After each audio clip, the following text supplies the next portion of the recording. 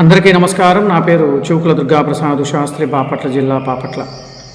నాడు చెప్పింది నేడు నిజమైనది. అదేమిటంటే గత నెల రోజుల క్రితము విజయవాడ రౌండ్ టేబుల్ సమావేశం APB+S ఆంధ్రప్రదేశ్ బ్రాహ్మణ సేవా సంఘము ఒక రౌండ్ టేబుల్ సమావేశం నిర్వహించి ఏదో వీళ్ళందరూ కూడా తెలుగుదేశం పార్టీని ప్రోత్సహిస్తూ తెలుగుదేశం పార్టీ యొక్క చంద్రబాబు నాయుడు గారిని, లోకేష్ బాబుని, వీళ్ళందరినీ కూడా తెలుగుదేశం పార్టీలో మనకి మేలు జరుగుతుంది, మన బ్రాహ్మణులకు మేలు జరుగుతుందన్న భావంతో అత్యవసరంగా 4 సంవత్సరాల 9 నెలలు జరగని యొక్క రౌండ్ టేబుల్ సమావేశం జరిగింది. దాని గురించి ఒక వీడియో చేస్తూ కూడా మీకు చెప్పాను. గతంలో వీళ్ళందరూ కూడా తెలుగుదేశం పార్టీలోకి రాబోతున్నారు అని మీకు గత వీడియోలో చెప్పాను. ఆ యొక్క వీడియో యొక్క డిస్క్రిప్షన్లో మీకు పెడతాను ఆ లింకు. అందరూ కూడా అది ఖచ్చితంగా మీరు చూడండి నేనేం మాట్లాడాడు అని చెప్పేసి. వీళ్ళందరూ కూడా వైసీపీలో ఉంటూ తెలుగుదేశం పార్టీలో ఉన్న నాయకులతో లాలూచీ పడుతూ వైజాగ్ స్వామివారి యొక్క శిష్య పరిగణనలో ఉంటూ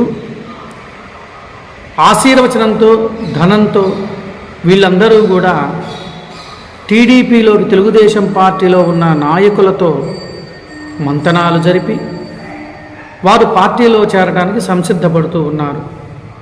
నాడు పదవుల్లో ఉండి డైరెక్టర్లుగా ఉండి మీరు సీసీలను అడ్డు పెట్టుకొని ధర్నాలు నిర్వహించింది మీరు మర్చిపోయారా?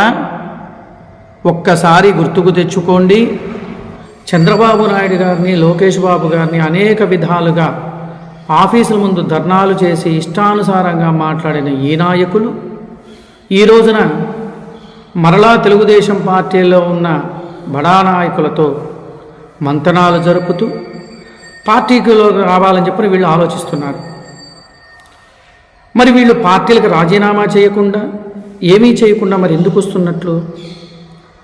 మనకి మధ్య లొల్లి పంచాయతీలు పెట్టి వాళ్ళు ఆ పంచాయతీలను తీరుస్తాము అన్నట్టుగా నటిస్తూ పదవులు కాపాడుకోవటం కోసం మరలా పదవుల కోసం వీళ్ళు మంతనాలు జరుపుతూ వస్తూ ఉన్నారు.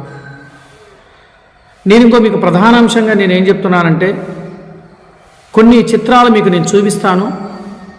ఆ చిత్రాల్లో ఎట్లా ఉంది, వాళ్ళు ఎక్కడ కోవట్లుగా ఉన్నారు, ఏం చేస్తున్నారు అనేది కొన్ని చిత్రాలు ఇప్పుడు మీకు ప్రదర్శనిస్తాను. అది మీరు చూడండి. విజయవాడలో జరిగిన రౌండ్ టేబుల్ సమావేశం యొక్క చిత్రము, జగన్మోహన్ రెడ్డి గారి దగ్గర కండువాలు కప్పుకొని వైసీపీలో చేరిన ఆ చిత్రాలు, కొన్ని చిత్రాలు మీకు చూపిస్తాను. ఆ చిత్రాలన్నీ కూడా మీరు తిలకించిన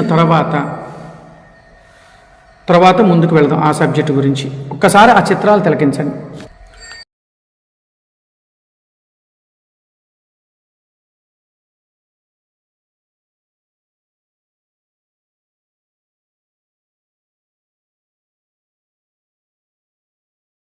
భీమవరంలో కొంతమంది అర్చకుల మీద కేసులు పెట్టించి, ఏది తెలుగుదేశం పార్టీలో ఉన్న బ్రాహ్మణుల మీద కేసులు పెట్టించి వాళ్ళ మీద అనేక విధాలుగా వాళ్ళని ఎన్ని ఇబ్బందులు పెట్టారో మనందరికీ తెలిసిన విషయం.